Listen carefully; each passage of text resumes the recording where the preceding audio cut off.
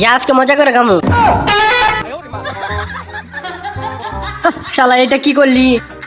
এখন এটা ঠিক করুন যাইবো। আরে আরে কি হইলো? ওই শালা রে দূর, আমি পারতাম না ঠিক করতাম। যা তুই লাকড়িতে রান্না কর গা, আমি খালি রান্না করবো আর হ্যাঁ বয়ে খাইবো।